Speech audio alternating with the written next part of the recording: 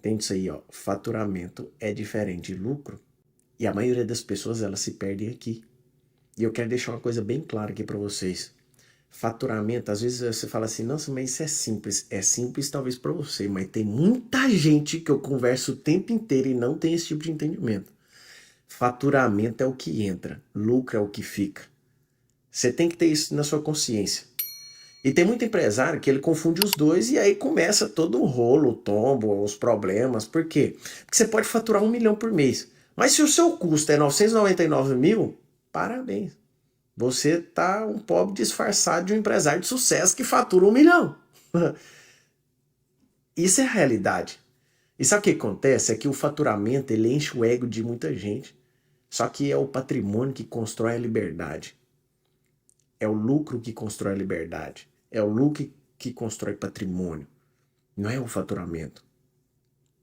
O lucro ele te dá uma liberdade, ele te dá um futuro melhor, ele faz com que o dinheiro, você tenha o dinheiro para colocar o dinheiro para trabalhar para você.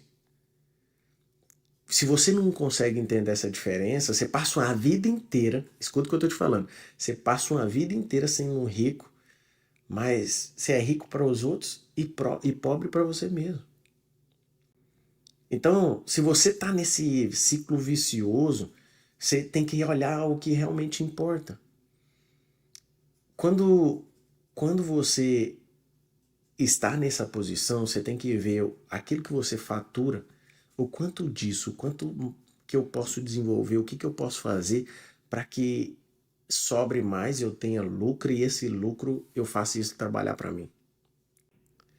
Agora me fala um negócio aqui, você conhece alguém que vive se gabando que fatura, mas ele não consegue nem tirar férias de verdade? Quantos de vocês já conhecem esse tipo de gente? E às vezes, eu não tô falando aqui que a pessoa faz isso por querer não, às vezes é falta de consciência. Porque ela realmente acha, poxa, eu faturo muito, mas eu não consigo ter liberdade. E às vezes ela não tem esse nível de consciência. Eu vou explicar um negócio para vocês. Quando eu entendi a primeira vez sobre a escassez, eu tomei um choque gigantesco. Né? Como assim? Te explicar o negócio. Eu sempre fui um cara muito escasso. E muito escasso por quê? Porque eu passei uma necessidade financeira muito grande quando criança. Meu pai faleceu, eu tinha 3 anos de idade. A minha mãe, ela cuidava ali da casa, tinha que arcar com tudo. Minha mãe entrou em dificuldade financeira, a gente passou muita necessidade. Chegamos a passar fome de verdade. A igreja não deixou muitas vezes a gente passar a necessidade das coisas, porque ela ia, ajudava, dava cesta básica, dava um monte de coisa. Mas tinha dia que eu comia arroz, só arroz e pimenta com a minha mãe e não tinha mais nada. E o fato de ter passado por tudo isso me deixou um cara aonde eu olhava para mim mesmo, para aquela situação e eu falava, quando eu crescer eu não vou deixar isso acontecer. Eu vou trabalhar muito, eu vou fazer muita coisa, eu vou aprender a gerir de forma financeira. Por quê? Porque tinha um pastor que ajudava a gente, que ajudava minha mãe, que ele sabia fazer o controle financeiro direitinho. Ele fazia o controle financeiro, fazia as coisas, e eu olhava para ele e falava assim, mano, eu vou ser bom nas finanças. Eu vou cuidar das minhas finanças da mesma forma. E o que eu fiz? Comecei a buscar conhecimento sobre finanças, eu começava a anotar tudo que eu gastava, até a balinha que eu gastava eu anotava. Pra você ter uma noção. Eu era esse cara da planilha de controle financeiro. Só pra saber, tem alguém aqui que faz planilha de controle financeiro? Essa vocês vão chocar. Tem aqui alguém que faz planilha de controle financeiro que coloca tudo que gasta? Centavos, não importa o que seja, você coloca tudo. Olha o tanto de gente que faz planilha de controle financeiro. Eu faço, anoto tudo assim mesmo, eu faço. Agora eu vou te dar um choque aqui que você vai ficar chocado. Se prepara. Se você é essa pessoa da planilha de controle financeiro, você ainda é uma pessoa muito escassa. Essa aí vai doer, viu? Aí você vai receber essa no peito e vai falar, eu não sou não. Tá tudo bem, se você quiser o conhecimento eu vou te dar. O que é o negócio? Eu era essa pessoa, só que eu era uma pessoa escassa. Por quê? Porque eu tinha a cabeça de que eu tinha que poupar tudo. Não, tem que poupar tudo, tem que ser um cara que vai poupar, tem que ser um cara que vai economizar tudo. Então, para você ter uma noção, num jantar de casamento com a minha esposa, num jantar de casamento com a Jéssica, eu entrava num nível onde eu olhava e falava o seguinte: eu não posso gastar muito, não, tem que gastar pouco para juntar mais, para ter mais dinheiro, para quê? Porque o mente quer proteger, a sua mente quer proteger, o seu cérebro quer te proteger para você nunca mais passar aquilo que você passou lá atrás. Então, como uma forma de não reproduzir o padrão lá atrás, você entra e, e faz coisas que você muitas vezes está travando a prosperidade na sua vida. E era o meu caso.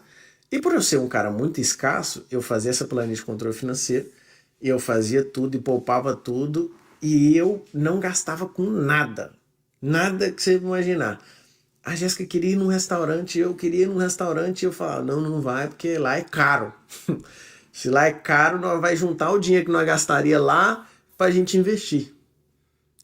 E aí, quando eu descobri que isso, na verdade, ser um cara escasso estava travando a prosperidade da minha vida, quando eu descobri que realmente isso era algo que impedia muito eu de viver muitas experiências que podiam me levar para um próximo nível, que eu ia acessar novos ambientes, esses novos ambientes com novas pessoas, a minha mentalidade, a minha mente ia mudar, eu ia entrar num novo nível de prosperidade, cara, mudou tudo.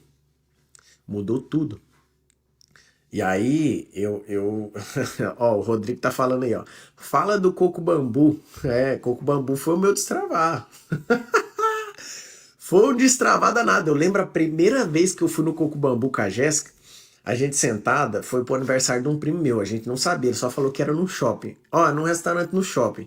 A gente foi pro aniversário. Se ele tivesse falado que era o coco bambu, eu não ia no aniversário. E eu cheguei quando a gente entrou pra dentro do restaurante, entramos pra dentro, a gente sentou na mesa e olhou o cardápio, eu vi os pratos de um prato 120, um prato 130, eu olhei, a Jéssica me cutucava assim, ó, vamos embora daqui, que ela também era escassa.